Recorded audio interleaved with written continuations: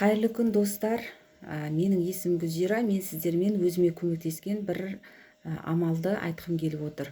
Қазіргі кезде барлығымыз бай болғымыз келеді, жақсы өмір сүргіміз келеді. Ол қалыпты, нормальный жағдай.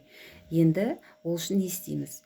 Бірінші, Алладан кешірім сұраймыз. Астафираллах деп айтамыз. Қанша айтқымыз келеді, айта аламыз, сонша рет айтамыз. Одан кейін күніге садақа беріп отырамыз. Қаншалықты бере аласыз, сонша бересіз. Үшіншіден, Аллаға мадақтау айтамыз. Әлхамдулиллах, Аллаға шүкір дейміз. Немесе Аллаға салауат айтасыздар.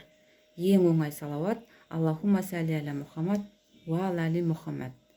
Осы амалдарды үздіксіз күніге жасап отырсаңыздар, өмірлеріңіз жақсы жаққа өзгеріп, жолдарыңыз ашылады.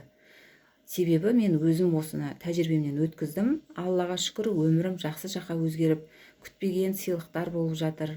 Және өзім Алламен байланысты дұрыстаған кезде өмірім жақсы жаққа өзгеріп жатыр. Ойыңды өзгертпей, өміріңді өзгертпеймін деген хадисте де бар. Сондықтан жақсы өмір сүргіміз келсе, онда бірінші ойымызды өзгертеміз. Әрине жақсы жаққа, тек қана жақсы нәрсе ойлап, жақсы сөз айтамыз. Жақсы сөз жарым ырыс деген, оны қазіргі тілде, психологияда аффирмация дейді. Аффирмация айтсаңыздар да, жақсы сөз айтсаңыздар да, барлығы жақсы нәтиже береді. Сіздермен осы амалмен бөліскім келді. Ізгі ниетпен, Гүлзира ханым, Нұр Сұлтаннан.